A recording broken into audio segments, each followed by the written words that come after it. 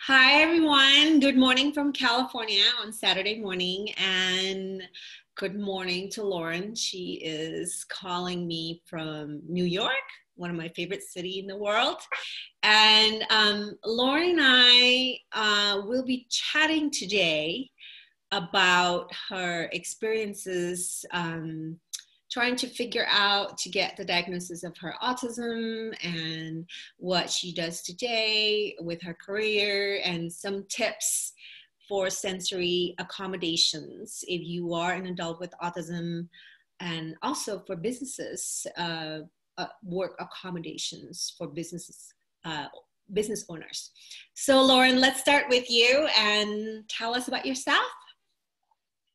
Well, I'm Lauren Melissa, and I am from California, even though I'm in New York right now. Yeah. And I actually wasn't diagnosed with autism until much later in my life.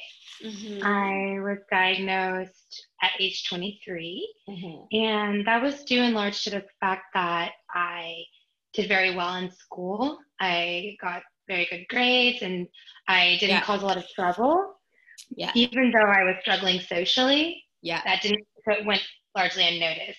Then around the time that I was 23, after being in the workplace for a while, I started to recognize that the challenges that I faced in school, they were just following me, and they were always around social issues. And so after looking up certain things about social mistakes and struggles, I happened upon Rudy Simone's Traits and Symptoms of Women on the Autism Spectrum. That's a and very that just good book. that just really opened the door for me. And from there, I sought a diagnosis and received one.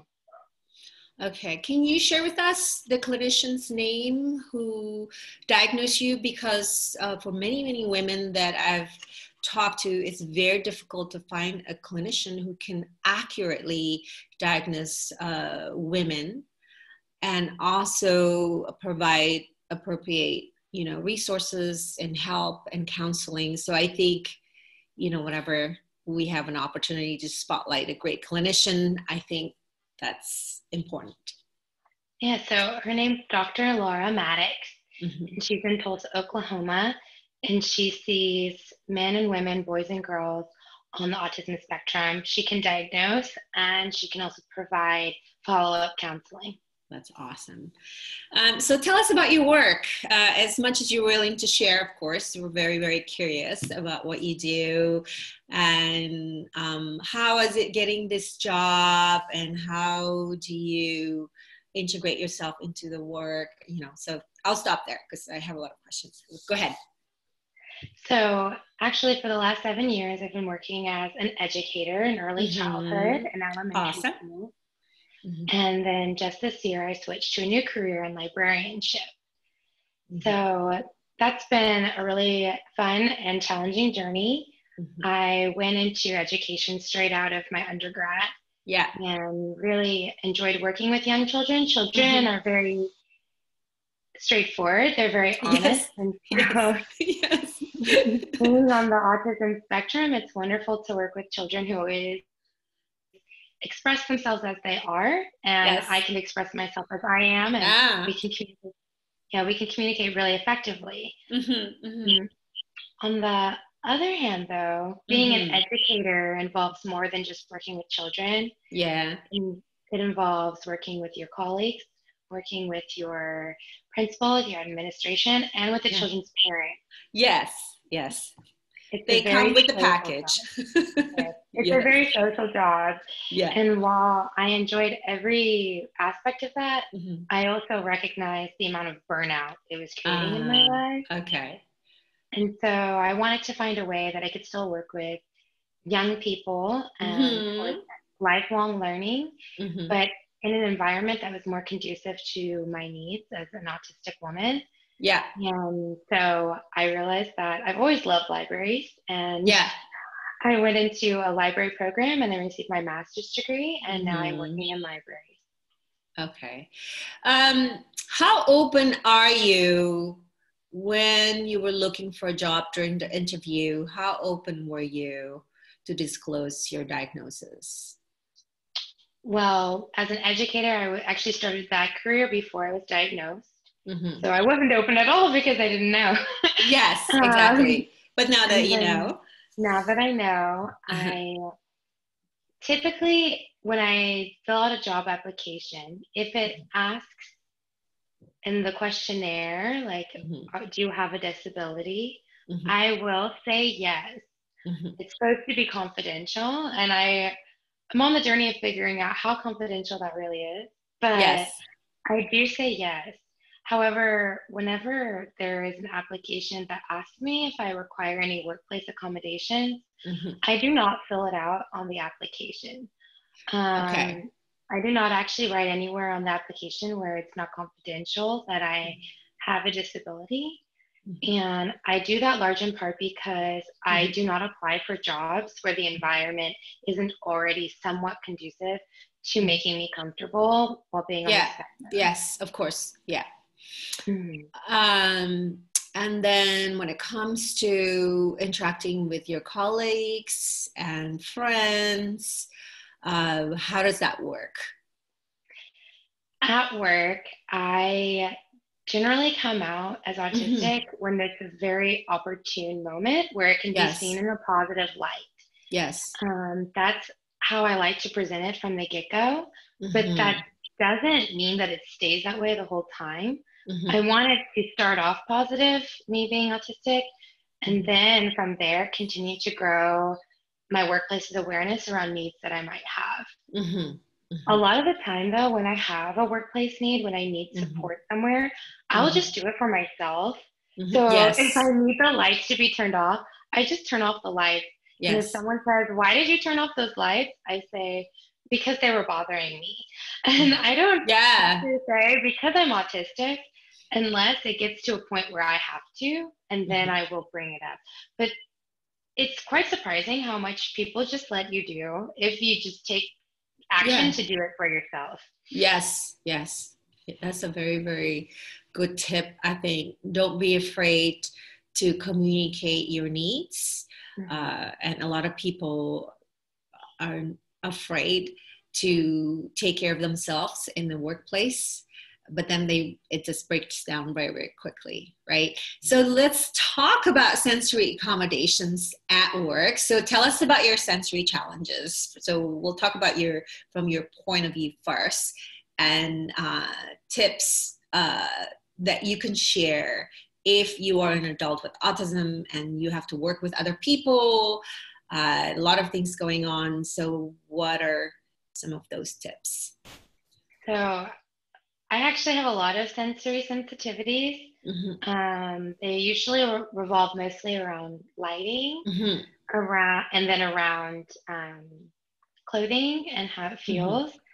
And also it revolves around smells and sounds. So that is quite a bit. Yes. But you're a good eater, so that doesn't you have a flexible palate. So I do. I'm not a taste. I don't have any taste sensitivities really. Yes, that's good. That's good. So lighting though I think is the big one because it's the biggest one, at least when I start out at a workplace, because it immediately impacts my ability to focus. It causes me to have pain, like headache. And it can make me generally irritable, and I don't want to be an irritable employee. No. Okay. So when I apply for a job, a lot of the time I go to check first off what the lighting is like in that environment. Okay. So there have been times when I had to work in a classroom that had fluorescent lighting. And I would just not use the fluorescent lighting and bring and purchase my own lamps and light my room with lamps and always keep my windows open for natural lighting. And that was a way to get around that. And then if I had to go to staff meetings with this fluorescent lighting, I would seat myself next to a window so as to minimize that pain.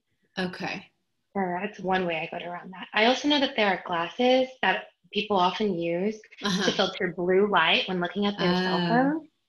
They actually also help reduce the pain from fluorescent lighting, and so those can be really useful for that as well. Are those type of glasses, can you get them anywhere? You can get them at Barnes and Noble. Oh, yeah. See? Remember that, you guys. Remember that, Barnes and Noble. Okay, so that's good. So headsets, certain types of glasses, and smell. There's really nothing you can do about smell. Unless you're in Japan, you can wear mask all the time and just blend in with everyone. I guess you can always remove yourself if possible, right? Right. Do you need sensory breaks?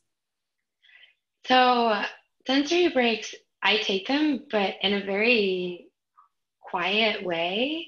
I'll often just excuse myself to go to the bathroom and not come back for a while. Once I was having such severe pain from lighting and sound that I took my lunch break in my car. And that was really nice because I could control my entire environment, and it was quiet, and I could control like the temperature, and it gave me 30 minutes of full reset time, and that was really helpful, and I was able to finish the rest of my day. Okay, that's great. So those are really, really good tips. So if you are a business owner, small business owner, and you don't know much about autism and sensory challenges, so what are some tips you can share for businesses in terms of providing accommodations for people with sensory challenges? I think the first thing would be to consider universal design for your small business. It really shows that when your business has been adjusted to like work for people with needs and supports, that it actually helps everyone who works there. Yes, so, I agree. Nobody really actually likes fluorescent lighting, so just get rid of it. It's not good for you. It's not good for you. Yes. And everyone benefits from having a minimalistic environment with little clutter. Yes. With open windows and with plants that help soften the edges of the workspace. So I would say just look into having a minimalistic and warm office space. And then you've taken care of people who are autistic as well as all of your employees and yourself. Yeah, I think when we talk about accommodations, these accommodations are actually good for everyone.